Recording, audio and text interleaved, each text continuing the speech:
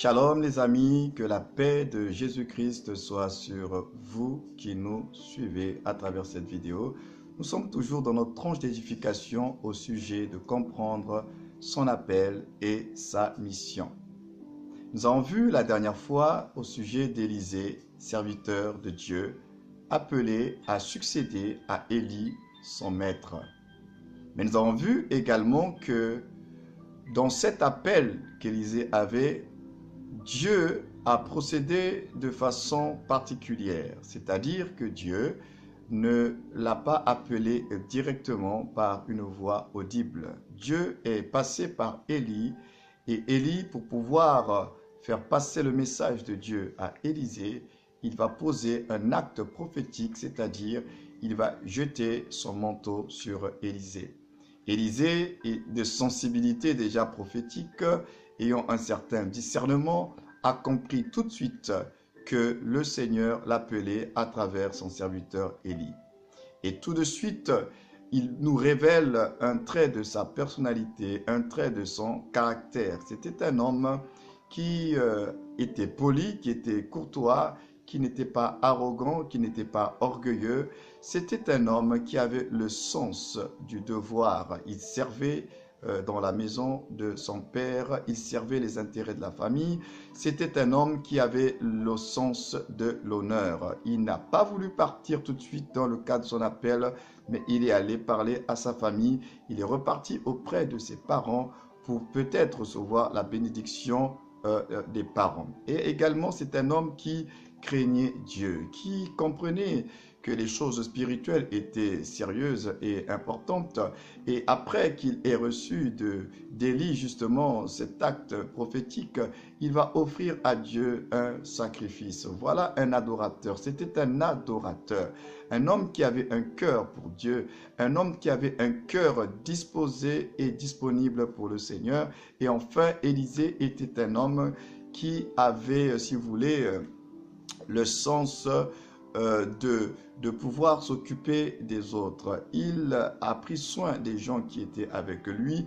Il a nourri le peuple qui était avec lui. C'est-à-dire que Élisée n'était pas quelqu'un qui pensait à lui-même, mais qui pensait également aux autres. Et c'est ce que nous avons vu la dernière fois. Et après avoir dit au revoir à ses parents, après avoir offert le sacrifice à Dieu, après avoir nourri le peuple qui était resté dans la maison familiale, Élisée est donc parti dans le service pour Dieu avec Élie, son maître.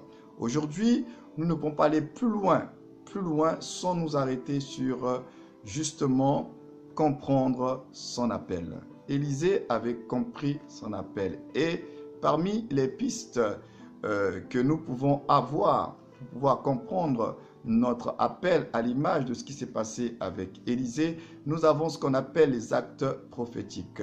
Dieu peut, à travers un acte prophétique, parler clairement à la personne de ce qu'elle va accomplir. Il peut, à travers un acte prophétique, révéler la mission de la personne qui est appelé par Dieu. Souvenez-vous dans Actes des Apôtres avec l'apôtre Paul et le prophète Agabus qui, en s'attachant, en se liant, il va annoncer de façon prophétique les souffrances, les liens que Paul va avoir dans la suite de sa mission.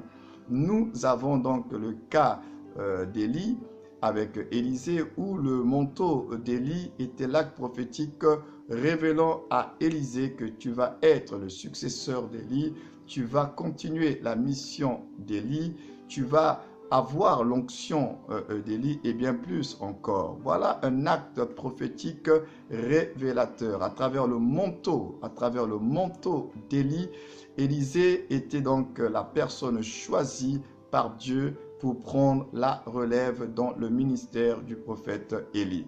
Donc c'était un acte prophétique et Élisée avait le discernement. C'est important lorsque vous sentez que vous êtes appelé par Dieu, lorsque vous sentez que les choses commencent à bouger dans votre vie, de demander, si vous ne l'avez pas bien sûr, de demander à Dieu de vous accorder le discernement, de demander à Dieu de vous ouvrir les yeux afin que vous puissiez saisir et comprendre les différents actes prophétiques qui pourront être posés dans votre vie à travers un serviteur de Dieu, à travers un songe prophétique.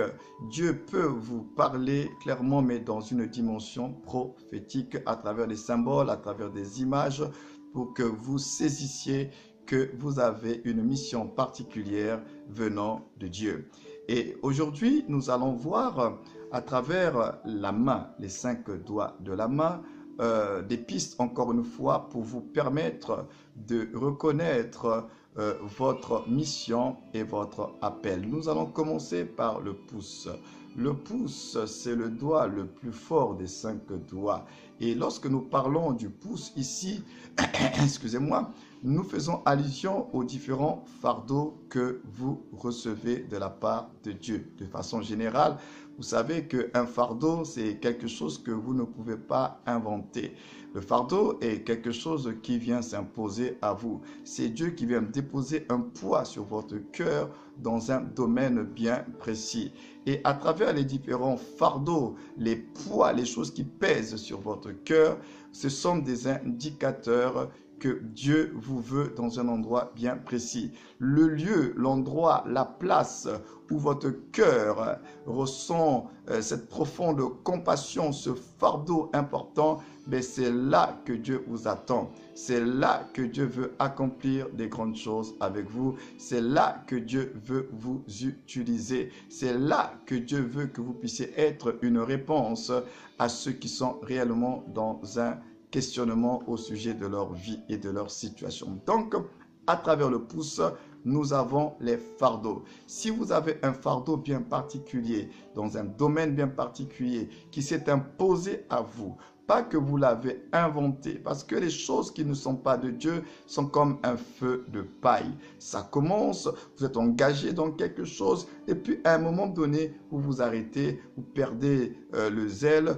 vous perdez la vie même, vous perdez le désir de cette chose. Tout simplement parce que ce n'était pas un fardeau. Le fardeau de Dieu, c'est comme le buisson ardent de Moïse. C'est un feu qui brûle en vous, mais qui ne s'éteint point. Quelles que soient les circonstances, quels que soient les fardeaux, quelle que soit l'opposition, quelle que soit l'oppression, le fardeau de Dieu, il reste là. Il continue à brûler, brûler, brûler dans votre cœur. Vous êtes toujours embrasé par ce désir de faire la volonté de Dieu.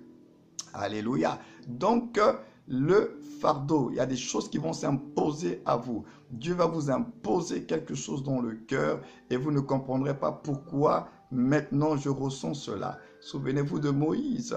Moïse a grandi dans le palais de Pharaon. Mais Moïse, jusqu'à ce que ce jour arrive où cet Égyptien oppressait cet Hébreu, Moïse, certainement, le peuple était dans la servitude. Il est né dans un environnement où le peuple d'Israël était déjà dans la servitude.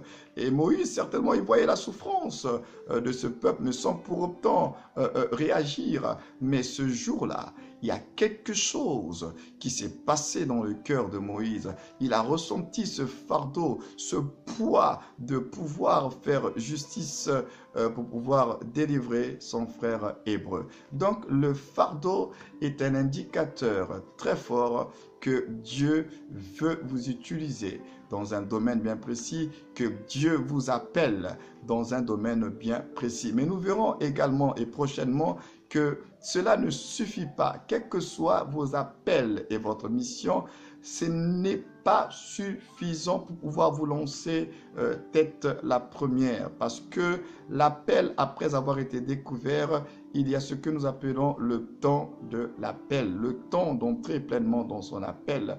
Et c'est important parce que beaucoup de jeunes serviteurs de Dieu ont fait beaucoup d'erreurs, ont géré plusieurs frustrations, ont échoué dans leur mission et ils n'ont pas compris. Mais pourtant, Dieu m'a appelé, pourtant j'ai reçu des messages prophétiques. Oui, mes amis, le problème n'est pas tant dans le message que vous avez reçu. Le problème est tout simplement, tu t'es engagé dans une entreprise, dans une activité, dans un programme, dans un service avant le temps fixé par Dieu. Dieu nous appelle, mais également Dieu fixe le moment où nous allons pleinement être son instrument. Donc, ne vous précipitez pas. Dans chaque différents appel, dans chaque découverte même des profils de votre appel, j'insiste là-dessus, ne vous précipitez pas à entrer dans un appel car vous risquez d'être mal reçu, vous risquez d'être mal accueilli et vous allez certainement penser que les gens ne croient pas en votre appel ou bien c'est le diable qui s'est levé contre vous. Mais souvenez-vous de Moïse, il a voulu jouer le libérateur. Pourtant, il était appelé à libérer le peuple d'Israël. Mais lorsqu'il a voulu encore faire justice, lorsque les Hébreux se disputaient entre eux, il n'a pas été bien accueilli. Ils ont dit, mais qui t'a établi juge? Qui t'a établi? Donc Moïse, dans le livre, dans l'épître de Hébreux, on dit que Moïse était frustré. Moïse n'a pas compris pourquoi ses frères n'ont pas fait bon accueil, pourquoi ses frères l'ont rejeté. Ben, ses frères l'ont rejeté, ce n'était pas le diable, c'est pas qu'ils ne croyaient pas en lui. Mais le problème de Moïse, comme de beaucoup de serviteurs de Dieu, c'est que Moïse voulait jouer un rôle avant le temps. Et donc, si vous jouez un rôle avant le temps, mais vous n'allez pas être bien accueilli. Lorsque vous allez manger un fruit en dehors de sa saison, il sera amer. Il faut attendre que le fruit mûrisse pour pouvoir en jouir pleinement. Alléluia. Donc, mes chers amis, chers serviteurs, jeunes serviteurs de Dieu, ne vous précipitez pas dans le cadre de votre appel. Sachez attendre le moment que Dieu a fixé. Donc, aujourd'hui, nous sommes arrêtés sur le fardeau.